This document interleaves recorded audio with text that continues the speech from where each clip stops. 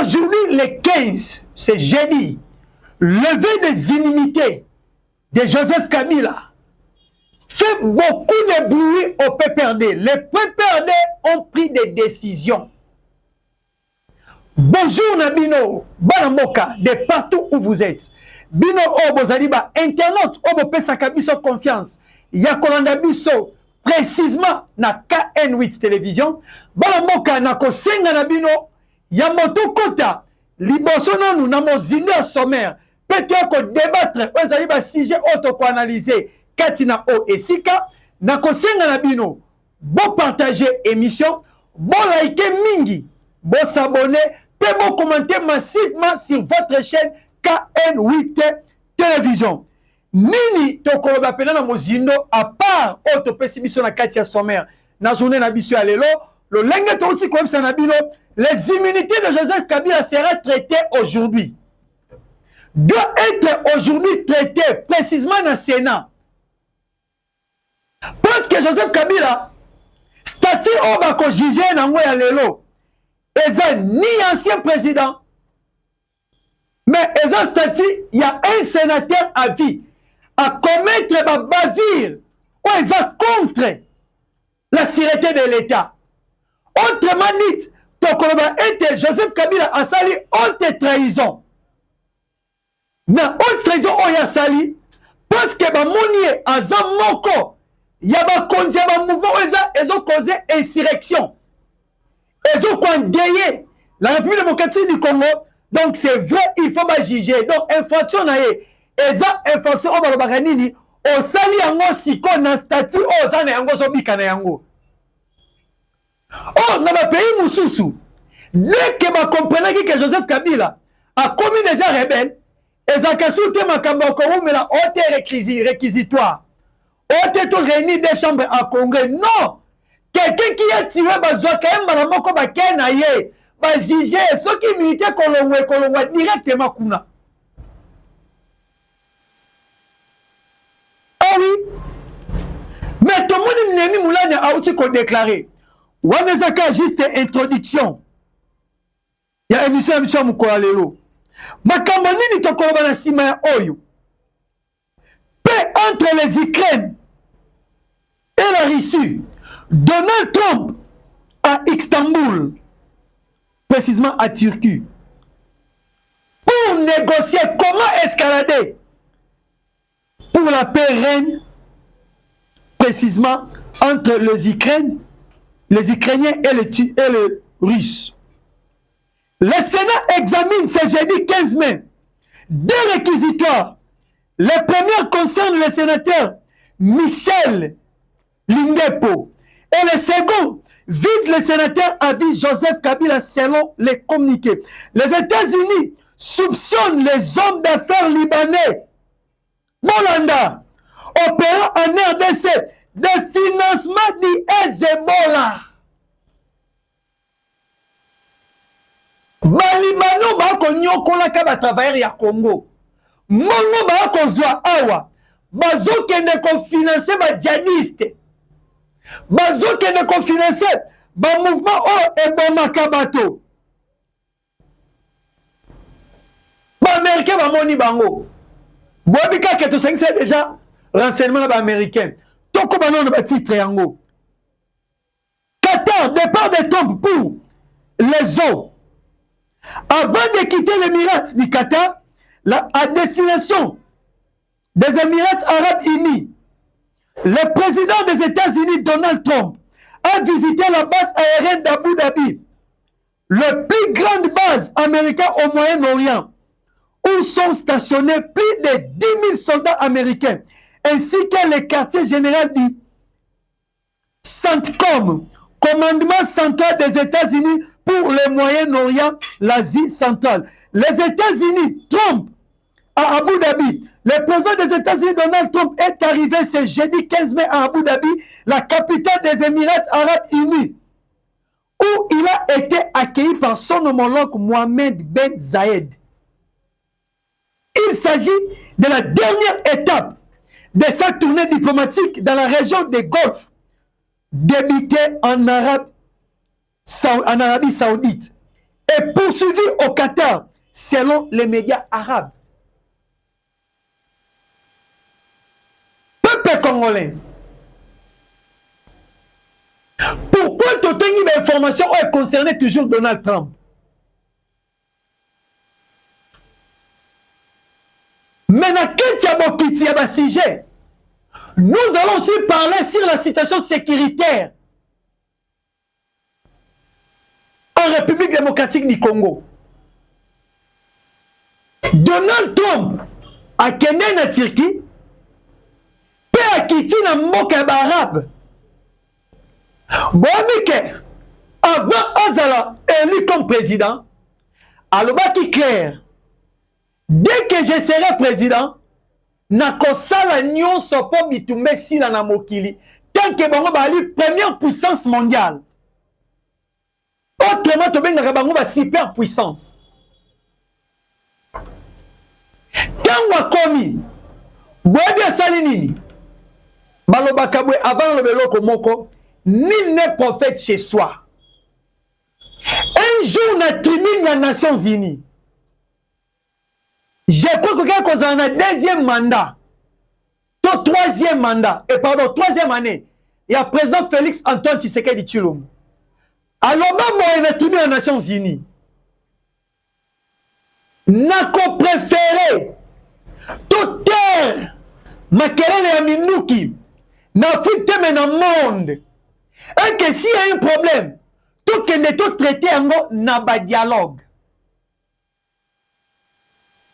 Mais à l'interne, il y a des personnes qui ont créé des zones de façon que makelele ya minuki na mokili. Et si la té, comme on a donné Trump qui est en Turquie, c'était prévu, le président russe, Vladimir Poutine, alors, Trump avait besoin de lui rencontrer face à face. Pour comment consoler là, la situation entre Bangola et les Ukrainiens, parce que Zelensky peut Azaya Kikuna. Mais Poutine a tindaki ba délégation. O kende kokuta. Colombien na kati ya Turquie, akina mboka ba arabe. Na mboka ba arabe, esiko akende ko betela bango sete. Eza nini? Souci à Trump, le lengi na uta ko bisa na biso, eza ke Israël na Palestine babo mamoto. Bati koswana. Ainsi que ba Iran, ba Irak, na ba Israélite. Bati koswana. Bomoni Irak, Iran, ba Palestinien, bazalaki bateau à l'époque ancienne. Banda ko benga bango Babylone la Grande. Souci à comment escalader na paix. Les mêmes paroles, mais l'idée, c'est l'idée du président congolais, Félix Antoine Tshisekedi Tshilombo. Voire même le pape, Oabimi Sikoyo, a dit qu'on a très clair, Yakolobake, il faut faire de tous les moyens, en mon mandat. Yakosa a été tout trouvé Kimia, précisément dans Kati Yamokili Oyo. Ah oui. Et Zalape Moko ya Mateya, le cardinal Echaou, a tiké à bande konabiso ba catholique. Ba mbongo, ba mosengo. A ebisa ba catholique boye, ba cardinal ba koya. Oh, le Seigneur Bossa na 4 République démocratique du Congo. S'il y a un problème, et Seigneur Nabino, bon luka tous les moyens, bana mboka ba sangana ba solola. Wana mutu moko sika ola danga lobi, ah, omoni. Yango basole ba sala.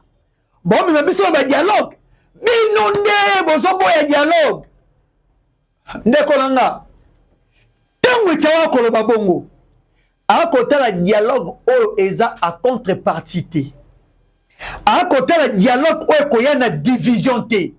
Mais à côté la dialogue o ko sangisa uniquement bana Congo ya des pères et des mères.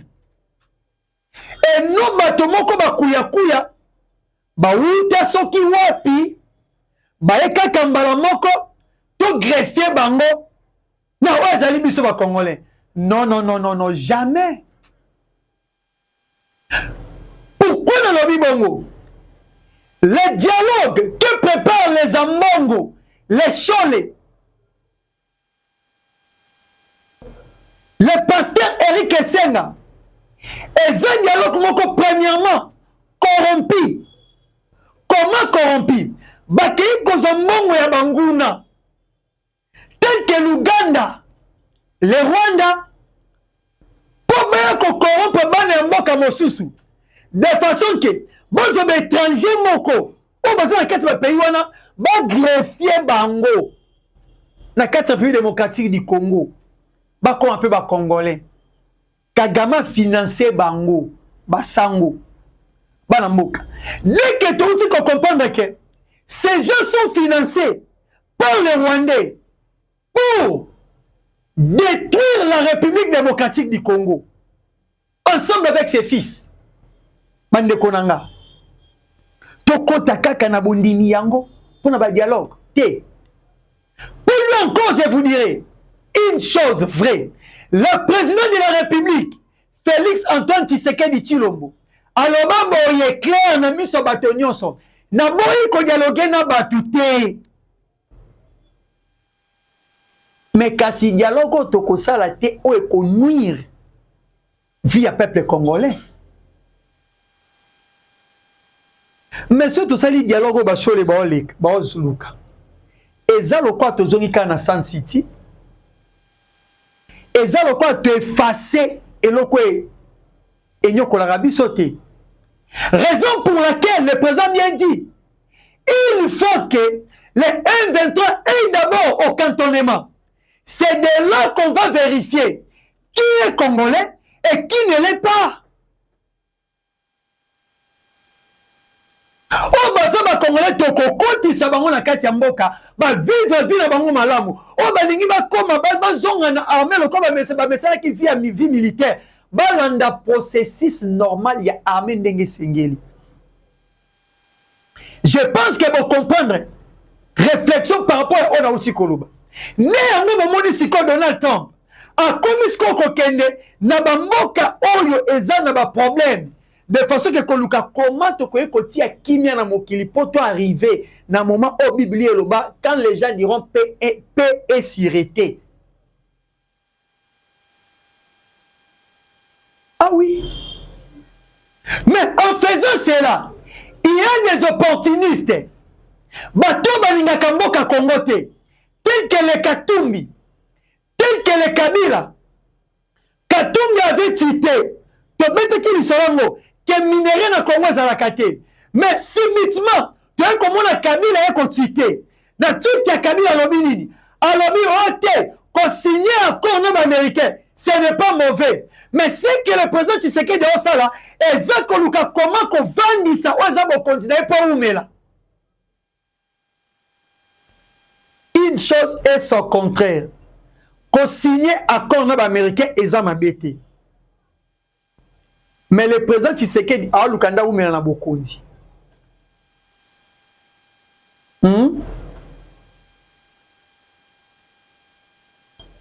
Vous avez fait 18 ans au pouvoir. Ok, pour le lobby. Mais comment va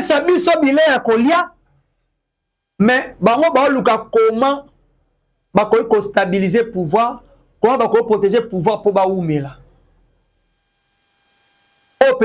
Les ridicules au Congo ne tuent pas. Est-ce que Kabila a moto ko koloba na mboko yo? Ya moba tuna ki moto moko PPRD. Question. Na kombo za Marika Samba azaka muta PPRD eyebani. Yondo mona ka journaliste n'a pas fonction musala au métier wa yekoli wa tangeli ainsi de suite. Option mo alandi na classe et ainsi de suite. Ngana lobaka clairement au Congo, il n'y a pas de journalistes indépendants. Ah oui? Batuna y question. Na niveau ya classe nini Kabila a comme la ka président. Diplôme d'état na azwaka yango wapi. Obi lelo na kama koka oh Félix Tshisekedi abaki atangaki na université mona nini na Belgique. Mais ti lelo non oka débat ya école Kabila tangaka te banda primaire au secondaire université ne non ata na Rwanda ba école ezate na Tanzanie ba école ezate.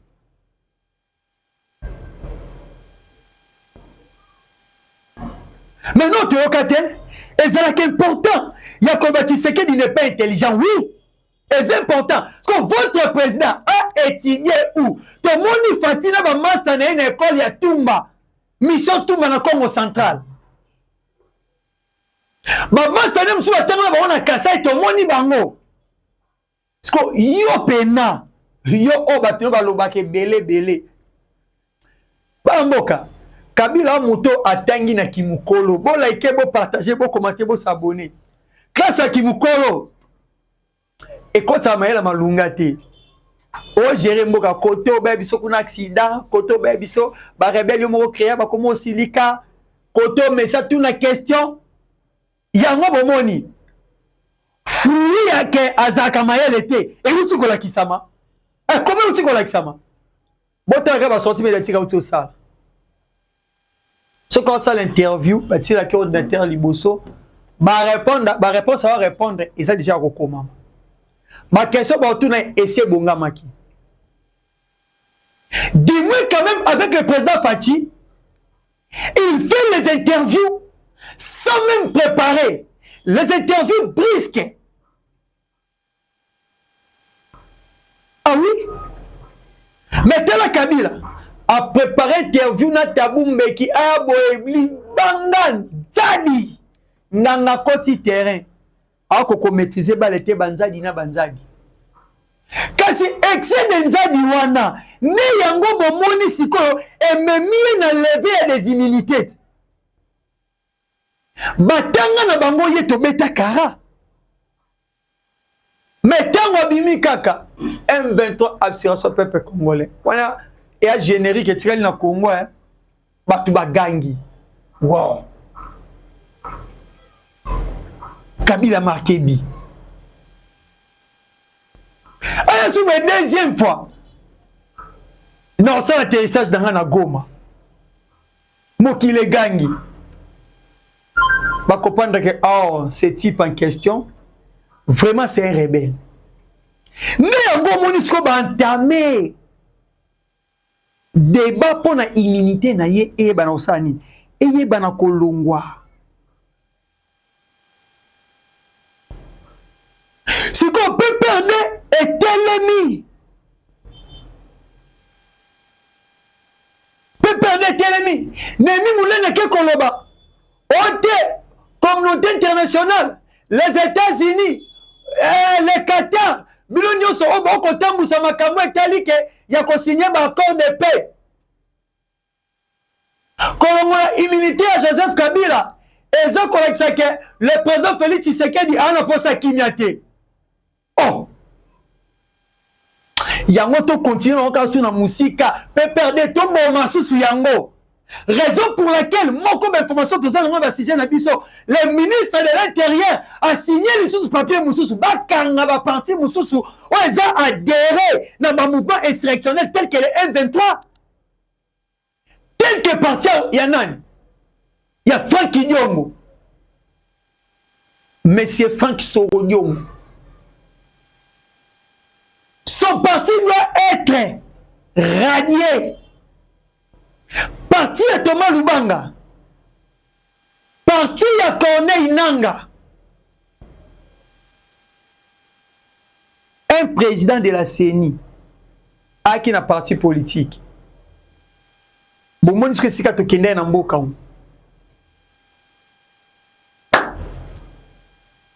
Binomo bomoni. Le ministre de l'Intérieur, vice-premier ministre de l'Intérieur, est-ce que parti à Oubé ou à Moïse Niaouga bomoni angote? Bon, bah, on a parti ni.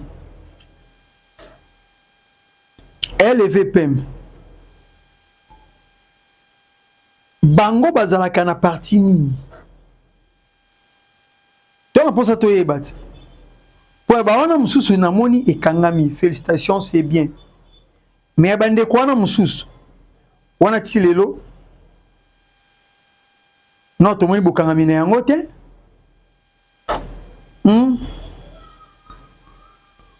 Basé belé.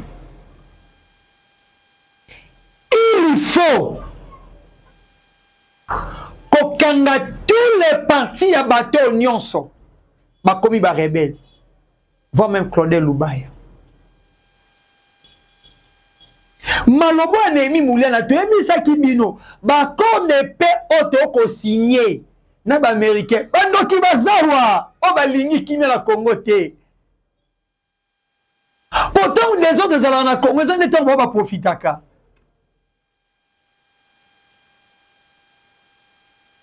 Bon moi te Kabila baba comme le même comme ba enzambe.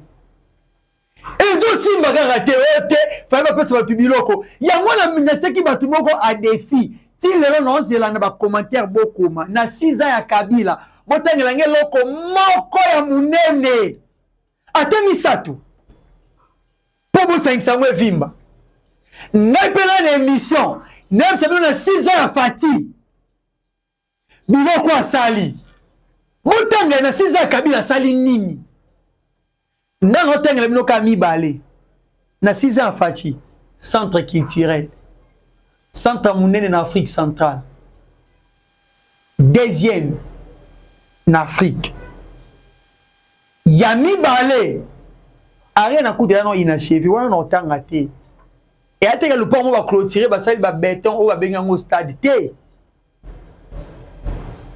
ya mibale centre financier avec plus de 10 000 bureaux sous Fati. Yami Sat, et wana e salama arocade depuis ba Belge basala banzela.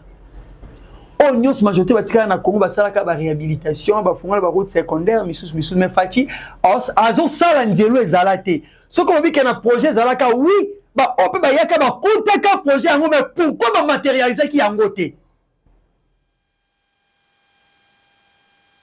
N'époque à Fati, Balamboka, Kimbanse kana boyo ke vandi courant. Mais et l'eau comment que ça a dénoncé awa? Ministre ya ITP. Bobanyo sanzia na kimbuta me bande kwa Kimbanse ke bana nzela te. Yango na robe sikobwe. Be mission ko ya. Nemse déjà président nga Abdul. Na bandotan ka ba ministre bozonga te.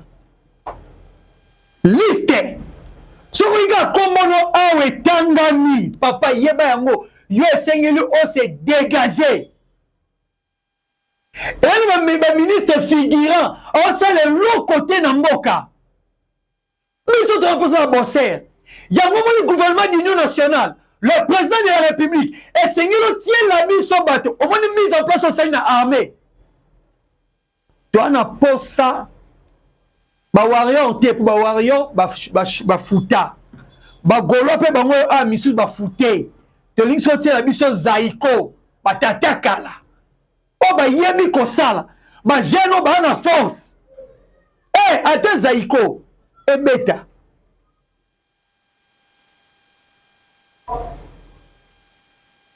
parce que bos kamina biso et ça plus différent ba ko kambi aussi les cas. À notre époque, il y a la gratuité de l'enseignement. À notre époque, Banda Kongo Salema, on a bagana Kabila. Ba doubler ba soda salaire. Mais Kabila coûte la mouza tiki ba soda salaire à $100. Mais il faut que tika kenda ba tika ba salaire so il y a 70 et quelques dollars oui. Mais sous Fati bana mai ba pour ça na bino mo boyebi. Situation sécuritaire, il y a est de la République démocratique du Congo. Bana mboka. Nous avons vite compris le système rwandais. Aussi, Toloba, Awa, Bango, ça le système nini. Système, il y a tête infâme. Pendant que on négocie, dans CC, on bunda, on nous récupérer la localité pour vivre mis à côté de la carte de négociation. Rwandais va comprendre nini. Avec la diplomatie, bon, cocaté. Il faut la guerre. Yango bomoni Gilbert Kabanda, ancien ministre de la Défense, alors que le président de la République, ainsi qu'Adolphe Mouzitu, alors au moins nombre de militaires dans Mboka pour sécuriser Mboka et cause un peu difficile. Parce que Kabila, selon les informations, il nous a laissé avec 150 000 militaires, 100 000 militaires actifs et 50 000 militaires les vétérans. Oh, na grandeur pays oyo, et c'est provisoirement, il faut atteindre nanou. Na première temps, cap, il y a 500 000 militaires. L'équipe partagée s'abonner massivement. Parce que ceux qui doivent atteindre 500 000 militaires, et comme ça que toi assurer sécurité à Malamu, na ba frontière nyon sur biso ya Congo. Mais Kabila, et l'on a bandé la moto à Salabiso, Kabila avait trouvé tant basali mixage na passage na MLC na RCD. To comment plus ou moins 175 000 soldats. Comment Mouzé avait laissé 100 000 soldats? RCD Goma et on a infiltré 50 000 militaires infiltrés. Et puis MLC aussi, il y avait aussi quelques Ougandais à l'intérieur. Mais il y a 25 000 militaires. Ouais, c'est là qui te comme à 175 000. Mais départ à Kabila, a tigui 150 000. Est-ce que, Bino Bolo, à Koki Pena, les lois, les sous Koloba? Vous pouvez savoir la réponse.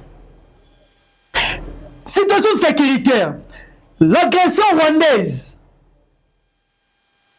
Aujourd'hui, dans la commune rurale de Sange, une journée d'activité pleine de joie se manifeste après avoir vu un groupe conduit par le prophète Mogote qui s'engage d'aller au front pour en finir avec Paul Kagame, avec les Rwandais précisément Nakamanyola. Un prophète s'est décidé d'en finir avec les M23, avec les Rwandais. Nebi sakabato mingi bomoni bata este ba yeba kabanani oto bundakana bango bitumba oyo. Bino nde boye bakate. Yango bata este soki batelemi kaka. Lokola ba mi komisa déjà ba wazalendo lelo o bomoni pourquoi ba prophète. Ani koti sisi ko pona koluka comment ko pesa kimia na mboka oyo. Donc autrement to kobenga c'est un Mouzalendo qui s'est élevé comme nous. Nous sommes élevés dans les médias. Peuple congolais. Pour lesquels vous commentez, autre information encore. Pour la sécurité. Plusieurs positions. Voilà. Bilo quand on est de Luka. C'est la vérité. Plusieurs positions de M23 détruites à Kiwanja par les vaillants combattants Wazalendo. Donc, continuons au Kotanga. Les vaillants combattants invincibles Wazalendo dit Wazalendo ont attribué plusieurs frappes meurtrières aux positions des rebelles à Kiwanja. Dans le territoire de Massissi, plusieurs rebelles ont été calcinés et plusieurs autres. Un arsenal de guerre très lourd récupéré. Des blessés laissés lors de la fuite, des survaincus des frappes. Les Wazalendo dit ceci: on ne cédera jamais jusqu'au sacrifice suprême. Plusieurs pensent que nous résistons pour protéger Félix, mais nous avions commencé la résistance avant que Félix devienne président. Nous avons 30 ans des opérations défensives. Nous allons défendre nos territoires même après le départ de Félix. Ceux qui propagent des fausses informations que les Wazalendo sont là pour protéger le président Félix Antoine Tshisekedi. Non. Yango na uti comme ça na biso awa. Na partie est on a beaucoup komona. Bana mboka. Ba Wazalendo na ba yebi situation malamu ya makambo ezalaka wana. Et ana analyse moko to comprendre. peut-être peu si comprenant mais yo kango lisusu bomoni époque à Kabila pourquoi bomona ki ba mai ezalaki ebele pourquoi bomona ki bande ko katwa na 500 groupes armés les gens de l'Est bayeba ki que Kabila c'est un Rwandais Kabila n'est pas congolais dès que azana tête ya mboka il faut qu'on menace pour alongwa parce qu'azé étranger et puis bayeba ki que Kabila ko kotisa katango nyonso ba infiltrer pour occuper partie orientale de la République démocratique du Congo. Il y a un moment comment les Arabes qui bitent. Il y a des rebelles qui kobundama à tout moment. Pourquoi bande ko salema? Ezala ki kwende ko teleme la Rwanda bazaki ko kota butu pe moyi. Na mboka na biso. Bon sang l'étude moko. Depuis le président Félix Tshisekedi aya na mboka. Totika na combien de groupes armés? M23 ADF, Tuanero, Zaïre, Kodeko. Sur 500, tu as M23. Oza Kabila Yemoko, Zaïre, Bandeko Toma Lubanga, Kodeko, Balendo, tu as Emma, et en plus, tu as Tuanero. Batuanero précisément Rwandais total. Bon moi tout on neutraliser na portée de physique. Ma comme ça qui peut être côté là bango hein. Ba si ba frappe le minembo wana. Ba betami na FRDC. Ni ngo mo ni otiko tangela bino. L'armée congolaise avait détecté des drones de l'armée rwandaise et on l'a tous abattu. De bombarder yango, de neutraliser yango. Na kiwanja wana eza na territoire Masisi. Toyebisa kibino M23 ba Rwandais baza na puissance ya kozwa ba territoire nyonso te au complet. Yango moni Katumbi mutabiro climatique abimaki zoba pona nini alobi minéraux za na Congo te mais oh guerre oyo bato ba otala yango Elon Musk mabe asimisi Moïse Katumbi touche ayebi bien que minéraux zawa ye moko ayebi ga mutu a se ba réseaux sociaux Haïti as comme Facebook sur Twitter pardon ayebi lolenge yango ezali que biloko ba ko utiliser ezo ta président na Congo. Mais quand tu vas dire ça l'interview, il y a comme que minéraux dans le Congo. Et puis, il y a un moment où Bourik, il mbangu na veste. Non, il n'y a pas de minéraux au Congo. Les États-Unis ne peuvent jamais signer les accords avec la RDC parce que là-bas, il n'y a pas de minéraux. Ah, papa. Mbalamoko a koufi na scène politique. Bateau nyon se bateau na kafati. Bako sila ndambu ndambu. Lelo obomoni yango Kiwanja attaque maîtrieux ya ba wazalendo contre ba M23 toutes les positions na bango elles ont récupéré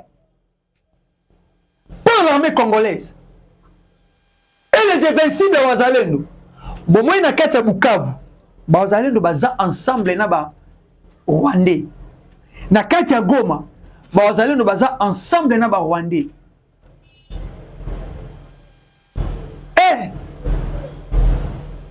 Yango bana mboka na kosenga na biso tous les matins na ko continuer toujours qu'on soutenir notre armée les Wazalendo les FRDC toujours derrière le chef de l'État pour lui aider yakobimisa mboka on a libulu tozali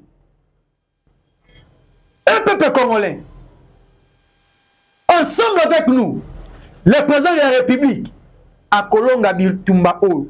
Mais na nyata ngelo mwa muke onga lingite etanga makatu moment faut agir. Le gouvernement congolais accuse les M23 d'enlever 4000 jeunes innocents vers une destination inconnue.